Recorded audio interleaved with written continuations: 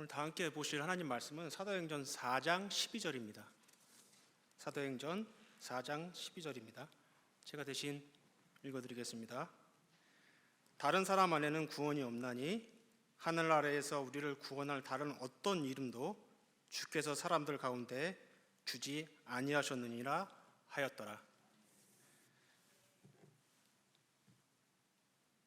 요즘 우리 목사님께서 요한계시록 강해 설교를 하고 계십니다. 참 무섭고 두려운 심판 이야기를 오늘도 하셨습니다. 그래서 저는 사도행전 4장 12절을 가지고 멸망으로 치닫는 세상 속에서의 나의 선택이라는 제목으로 구원에 대해서 은혜를 나누고자 합니다. 만약에 우리가 구원을 받지 않았다면 천국은, 휴거는, 부활은 우리랑 전혀 상관없는 일이 됩니다. 그러나 우리가 구원을 받았다면 그 모든 것이 천국과 부활과 휴거가 저희의 소망이 되는 것입니다. 그러므로 오늘 대다수 형제자매님들은 구원을 받으셨는 줄로 믿습니다. 구원을 받으신 형제자매님들은 하나님께 다시금 감사하며 찬양을 드리시는 시간이 됐으면 좋겠고, 만에 하나 구원을 아직 못 받으셨다면 오늘 계기로 구원에 대해서 진지하게 생각하심으로 구원을 받으시는 계기가 되기를 기도합니다. 질문 하나 드리겠습니다. 나는 누구일까요? 아주 근본적인 질문입니다. 좀 쉽게 질문 다시 한번 드려보겠습니다. 아침에 일어나서 세수를 하시고 옷을 입으시고 아마 거울을 보실 겁니다. 그러면 그 거울에 비치는 것이, 그 모습이 나일까요? 여기에 질문에 대한 답은 여러 가지가 있을 겁니다. 학자마다 틀릴 것이고 철학, 나의 상식, 배움에 따라 답이 틀려질 것이 당연합니다. 많은 답이 나올 수 있을 겁니다. 그러나 저는 성경은 과연 무엇이라 하겠는가, 성경은 여기에 대해 답을 어떻게 하는가 한번 살펴보도록 하겠습니다. 성경은 명확하게 이야기를 합니다. 성경은 사람이 영과 혼과 육으로 구성되어 있다고 히브리서 4장 12절에 분명히 말씀하고 계십니다. 그 사람의 본질은 혼이라고 말씀하고 계신다는 거예요. 창세기 2장 7절에 보면 하나님이 사람을 만드시고 숨을 불어넣으셨더니 혼이 됐다고 하십니다. 또 사도행전 4장 41절을 보면 베드로가 설교를 하자 3,000명이 구원을 받은 게 아니고 3,000혼이 구원을 받았다고 합니다. 성경에서는 혼은 절대 소멸하거나 죽지 않는 것으로 나타나 있습니다. 영원히 존재하는 것이에요. 그런데 이런 혼에 특징이 있습니다. 누가복음 16장 19절에서 24절을 보면 이 혼이 느끼고 말하고 보고 듣는다는 그런 특징을 갖고 있다고 말을 합니다. 또한 이 육신은 이런 영과 혼이 거하는 장막이라는 표현을 쓰기도 합니다. 그래서 죽음이라는 것은 어떻게 얘기를 하냐, 창세기 35장 18절에 보면 라헬이 죽을 때, 베냐민을 낳고 죽을 때 어떻게 표현을 하고 있냐면 혼이 몸을 떠난다고 이야기를 하고 있습니다. 그게 죽음이에요. 이 몸에서 혼이 분리되는 것, 이것은 성경에서 말하는 죽음이라는 것입니다. 그런데 여기서 심각한 문제가 발생하는 것입니다. 영원히 살고 말도 하고 느끼기도 하고 나의 본질, 혼이 바로 나인데 이 혼이 가는 곳이 정해져 있다고 말을 합니다. 천국과 지옥이라는 것입니다. 다른 곳은 없습니다. 연옥, 다른 지대, 제3지대 없다고 단호하게 말씀하십니다. 이 지옥은요, 굳이 성불령할 필요가 없을 정도로 끔찍한 곳입니다. 우리가 생각할 수 없는 온도로 죽지 않는 그 영혼이 모든 것을 나의 본질로서 느끼고 말하고 보는 그 내가 불타는 그 살에 불타는 그 고통을 영원히 느끼는 곳이라고 말을 하고 있습니다. 그래서 이 혼이 가는 곳이 천국과 지옥으로 정해져 있다는 것이 우리의 큰 문제인 것입니다. 그럼 다시 한번 질문을 해보도록 하겠습니다. 여러분은 천국에 가는 방법을 알고 계십니까? 천국에 가실 수 있나요? 어떻게 지옥을 피할 수 있는 방법을 알고 계십니까? 다시 한번 말씀드리지만 천국과 지옥 외에는 없다는 것입니다. 또한 성경이 말하는 결론은 이거예요. 다른 곳이 없을 뿐더러 올바른 방법이 아니면 구원을 받을 수 없고, 올바른 방법이 아니면 사람은 지옥을 피할 수 없다는 것입니다. 히브리서 3장 13절 말씀을 잠깐 보도록 하겠습니다. 오히려 오늘이라 불리는 때에 날마다 서로 권면하여 너희 중 아무도 죄의 속임수를 통해 강팍하게 되지 않도록 하여라 라고 말씀하십니다. 오늘 구원에 대해서 말씀을 드리고 있는데 마음을 여시고 강팍하게 하지 마시고 진지하게 생각을 해주셨으면 좋겠습니다. 그러면 도대체 사람이 어떤 상태이기에 자꾸 구원을 받으라고 하는 것일까요? 사람의 상태에 대해서 한번 알아보겠습니다. 창세기 1장 27절에 보면 사람의 창조에 대해서 나와 있어요. 하나님이 사람을 하나님의 형상대로 만드셨다고 되어 있습니다.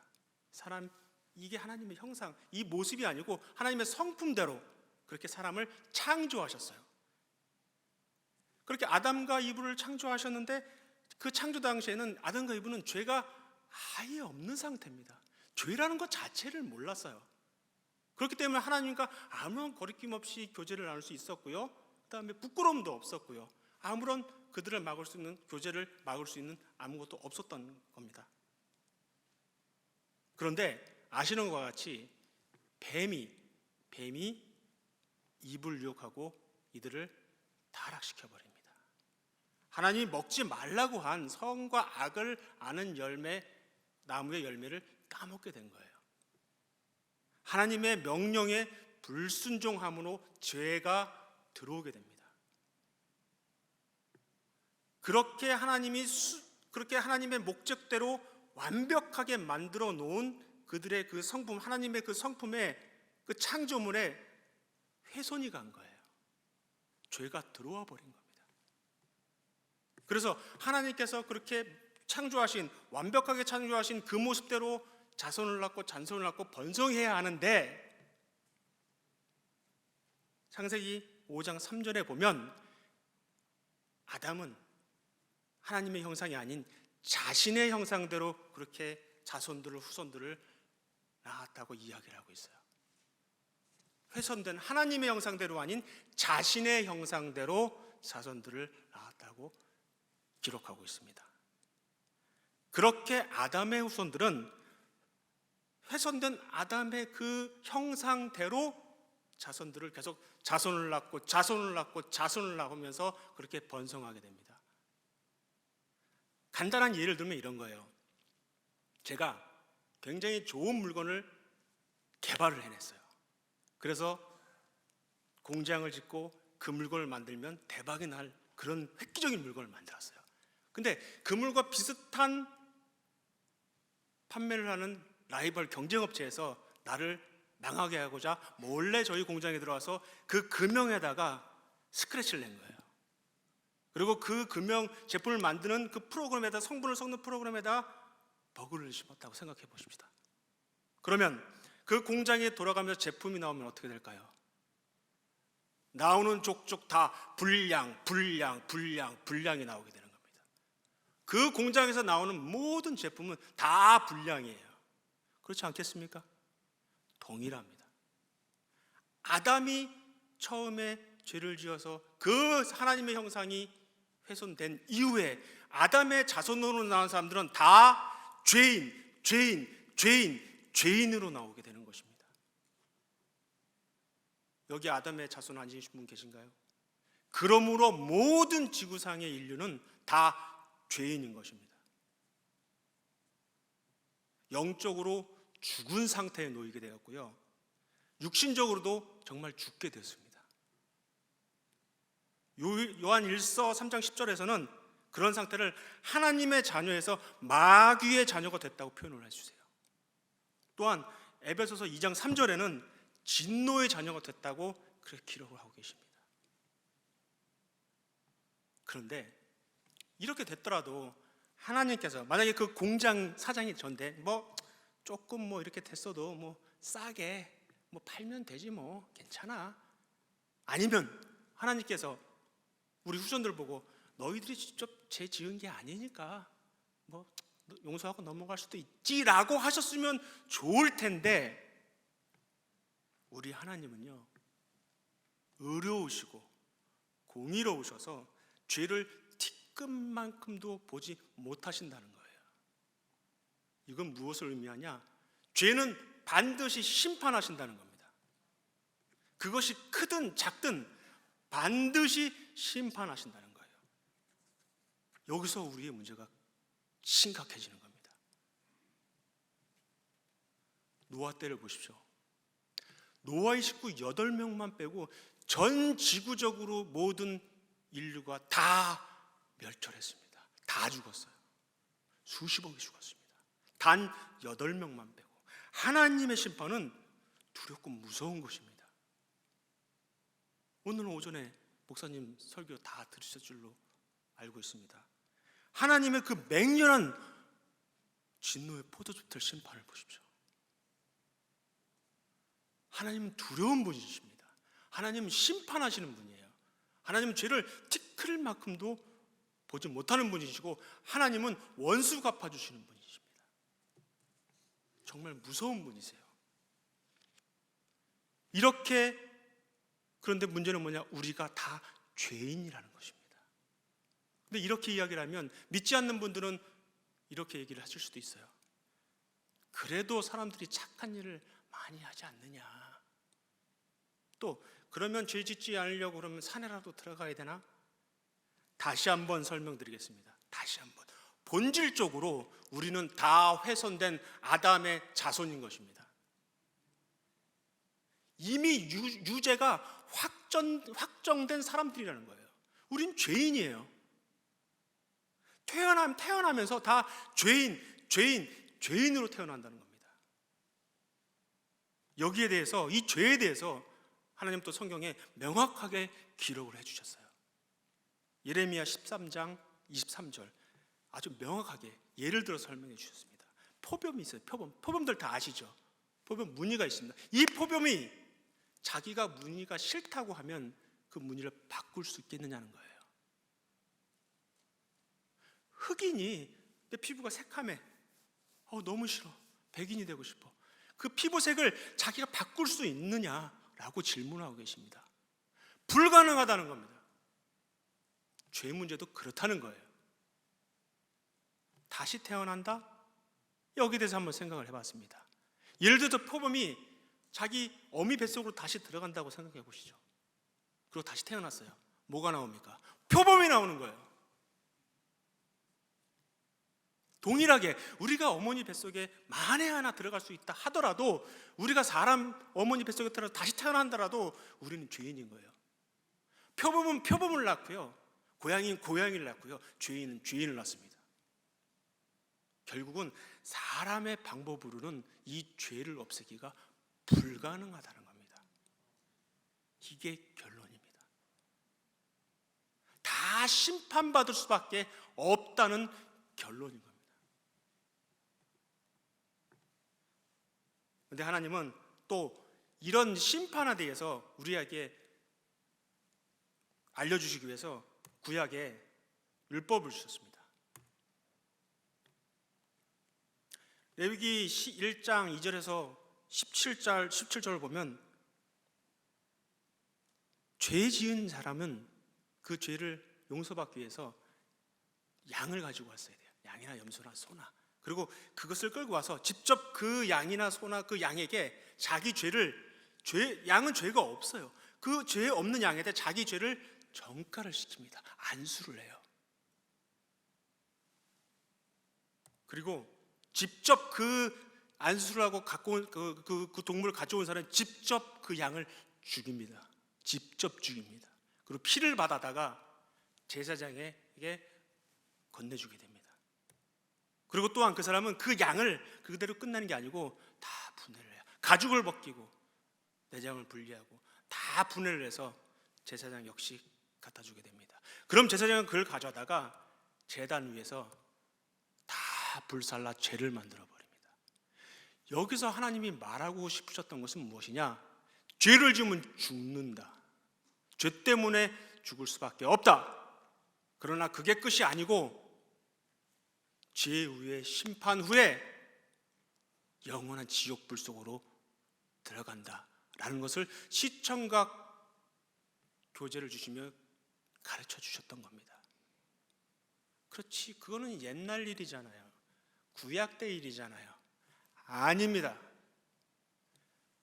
과거도 현재도 미래도 영원히 살아계시는 하나님께서는 죄에 대해서는 그때나 지금이나 동일하게 반응하신다는 거예요. 우리가 이 죄의 문제를 해결하지 않는다면, 못한다면 우리에게도 동일하게 이 방법을 시키겠다는 의지입니다. 즉, 우리가 죄의 문제를 해결하지 못한다면 우리가 죽은 이후에 심판하실 것이고 그 심판에 따라 우리는 지옥불 속으로 들어갈 수밖에 없다는 말씀을 지금도 하고 계시는 거랍니다. 쉽게 설명하면 우리가 죄의 문제를 해결하지 못하면 우리는 바로 저 양같이 된다는 거예요. 바로 저 양이 우리라는 겁니다. 자, 우리는 죄인인 것을 알았어요. 그리고 죄에 대해서 하나님은 반드시 심판하시고 또 레위기를 통해서 지금도 그렇게 죄를 심판하실 것을 명백하게 우리에게 책으로 적어 주셨다는 거예요. 우리에게는 죄를 해결할 능력도 없습니다. 그렇다고 하나님을 설득해서 하나님 용서해 주세요라고 하나님을 설득할 방법도 없습니다.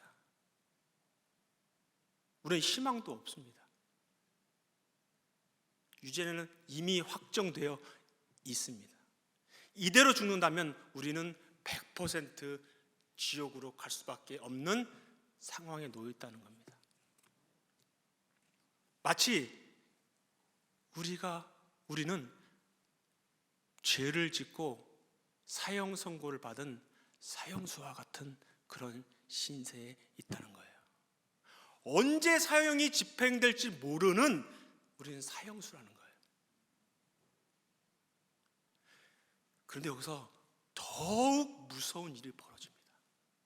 소름 끼칠 정도로 무서운 일이 벌어지고 있어요.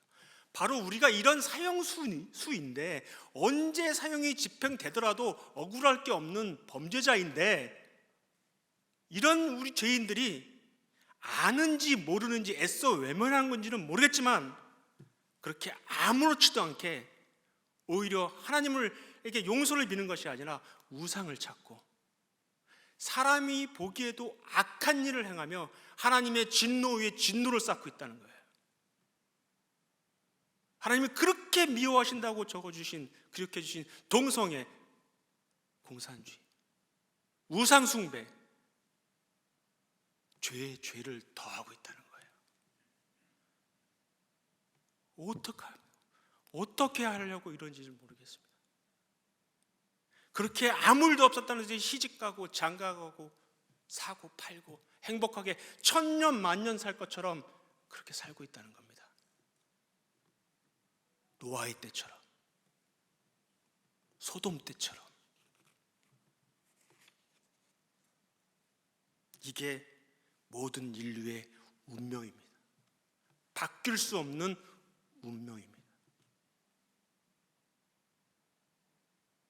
그런데요, 우리 하나님은 공의와 심판의 하나님이시기도 하지만 사랑의 하나님이기도 하다는, 그걸 잊지 않으셨으면 좋겠습니다. 하나님은 자신의 공의와 그 심판과 사랑을 만족할 수 있는 방법을 우리에게 이미 제시해 주셨어요. 아담과 이브가 그 에덴 동산에서 범죄했을 때 그 즉시로 하나님은 우리를 구원할 수 있는 방법을 찾아주셨다는 겁니다. 메시아를 약속해 주셨어요. 구원자를 약속해 주셨다는 거예요. 바로 그 즉시. 다른 후손이 나온 것도 아니에요. 둘밖에 없었는데 모든 인류를 구원할 수 있는 메시아를 그 즉시로 방법을 찾아주셨다는 거예요. 준비해 주셨다는 거예요. 이게 하나님의 사랑입니다. 메시아는 막중한 사명을 가지고 있었어요. 이렇게 하나님이 죄를 미워하시는 그 심판, 또 공의, 또 구원이 필요한 사랑을 모두 만족해야 되는 막중한 임무를 가지고 있었던 겁니다. 그래서 하나님은 어떤 방법을 쓰셨냐? 대신 속죄의 방법을 쓰셨어요. 우리가 아까 본 것처럼 그 구약 시대의 죄를 대신해서 죽은 그 어린 양과 같은 방법을 선택하신 겁니다. 즉 우리 모든 인류가 죄 때문에 죽을 수밖에 없는데 그 죄를 대신해서 대신 죽어줄 메시아를 준비하셨다는 겁니다. 결국은 이 메시아는 우리 인류, 여러분, 바로 저의 죄 때문에 죽으러 오시는 운명이었다는 것입니다. 그럼 누구를 보내야 되느냐? 어떤 것을 보내야 되느냐? 동물을 보낼까요? 동물은 일회성이에요. 그 죄를 영원히 없앨 수가 없습니다. 천사를 보낼까요? 천사는 죽을 수가 없어요. 창세기 3장 15절에 보면 그 메시아는 여자의 씨로 온다고 했기 때문에 더더군다나 동물과 천사는 안 됩니다. 결국은 사람밖에 없어요.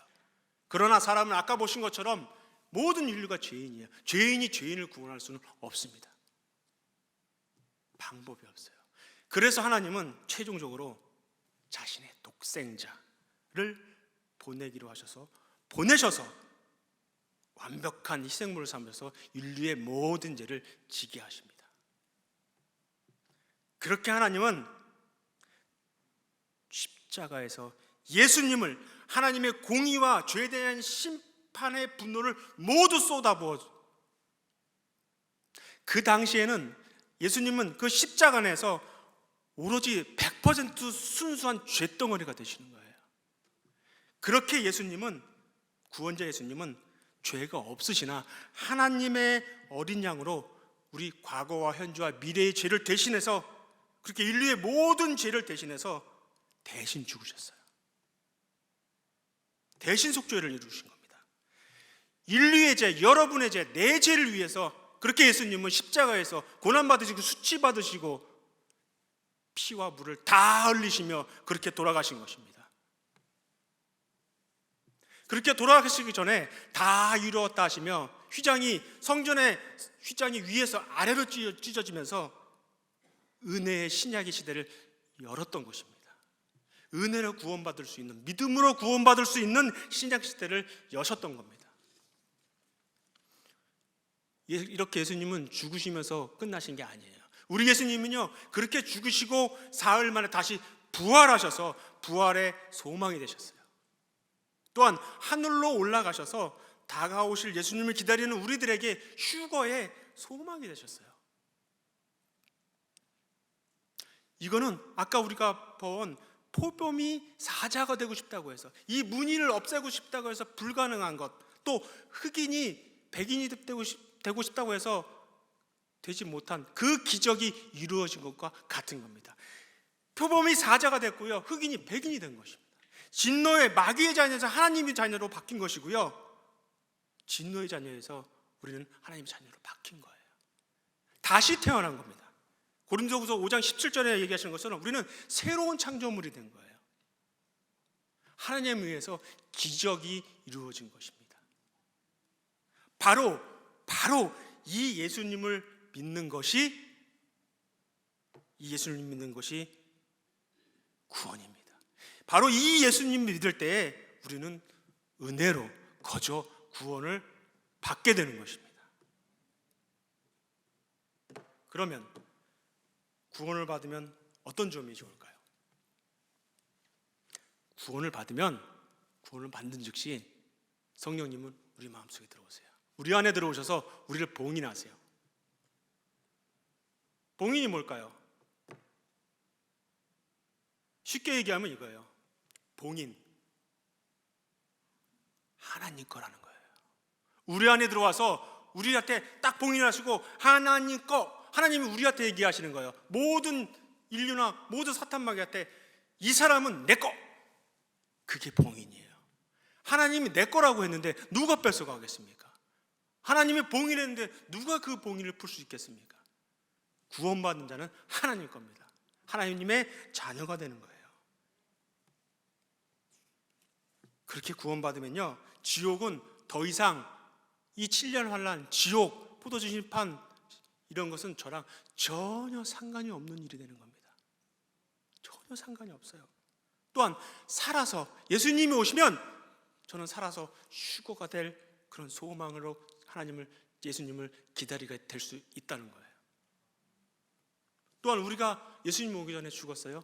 저는 부활할 것입니다. 예수님 오실 때 저는 부활할 것입니다.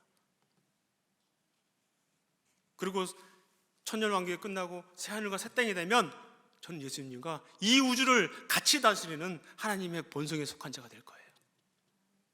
이것이 구원입니다. 이것이 구원입니다. 다시 한번 질문을 한번 해보도록 하겠습니다. 정말 구원 받으셨나요? 정말 구원 받고 싶으신가요? 주의할 점을 좀 일러드릴게요.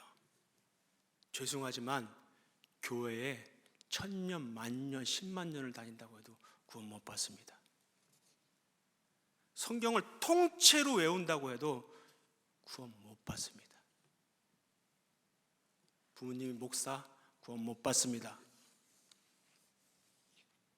기적을 보면 예수님을 믿지 않을까요?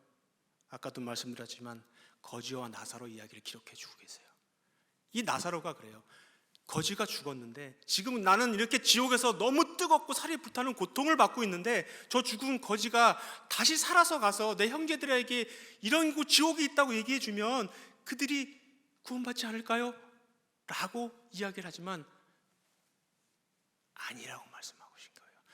그 밖에는 목사님들이나 이런 복음을 전하는 사람들이 있는데 그 사람들 말을 듣지 않는다면 죽었던 사람이 살아 돌아가 이야기해도 믿지 않는다는 겁니다. 오병이어, 예수님께서는요 오병이어 기적을 일으키셔서 5,000명을 먹이셨어요. 5,000명이 다 구원받았을까요? 아니라는 거예요. 기적을 보고 믿는 게 아닙니다. 요한계시록을 볼까요? 계시록에 보면 이런 얘기가 있어요. 드디어 천년왕국이 되면서 사탄마귀가 다 잡혀 지옥으로 갔어요. 1000년 후에 잠깐 놓입니다. 그 1000년 동안 하나님이 철장 권세를 가지고 직접 다스리세요. 근데 마귀가 잠깐 놓이자 어떻게 됐는지 아세요? 많은 사람들이 또 마귀 편을 듭니다. 결국은 구원은 아까 제가 설명드린 우리의 죄 때문에 죽으시고 묻히시고 3일 만에 부활하시고 하늘로 올라가셔서 다시 오실 그 예수님을 나의 구주로 믿을 때에만 구원을 받는다는 것입니다. 다른 방법은 없습니다. 자, 그럼 지금까지 이야기한 것에 동의가 되시고 이해가 되신다면 나중에 진지하게 한번 고민해 주시기 바랍니다. 그리고 예수님을 믿고 싶다면, 구주를 믿고 싶다면 회개하시기 바랍니다. 자신의 마음을 열고 하나님께 기도하셔야 돼요. 자신이 죄인이라는 것을, 내가 죄인이라는 것을 시인하시기 바랍니다. 그리고 죄로 인해서 내가 지옥에 갈 수밖에 없다는 것을 인정하셔야 돼요. 그리고 이 죄의 해결책은 오로지 예수 그리스도밖에 없다는 것을 인정하셔야 되는 거예요. 그리고 그 예수님을 나의 구주로 믿고 영접해야만 구원을 받을 수 있다는 것입니다. 그 이후에 그렇게 되면 구원을 받게 되는 거예요. 그 이후에 올바른 성경을 가지고 올바르게 믿음 생활을 하면서 올바르게 하나님을 믿어간다면 아까 말씀드린 천국과 휴거와 부활이 바로 내 것이 된다는 것입니다.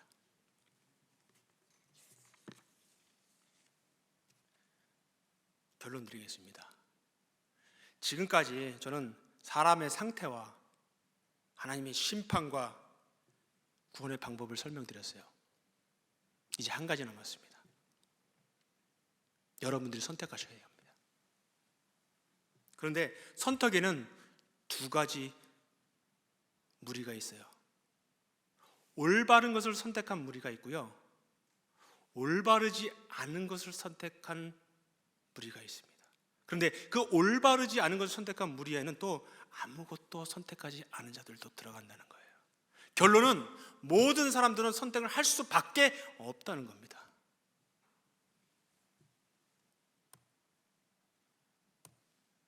선택하십시오. 지옥입니까? 천국입니까? 세상입니까? 아니면 믿음입니까? 마귀를 선택하시겠습니까? 아니면 예수님을 선택하시겠습니까?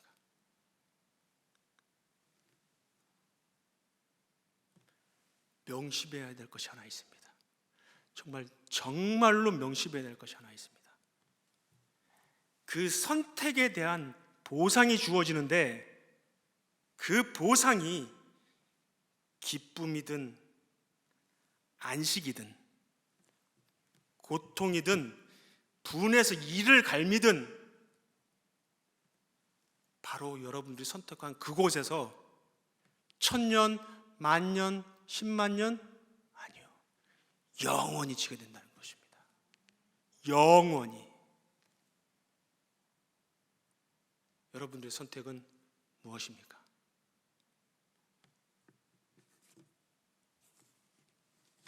오늘 말씀 사도행전 4장 12절 다시 한번 읽겠습니다. 다른 사람 안에는 구원이 없나니 하늘 아래에서 우리를 구원할 다른 어떤 이름도 주께서 사람들 가운데 주지 아니하셨느니라 하였더라.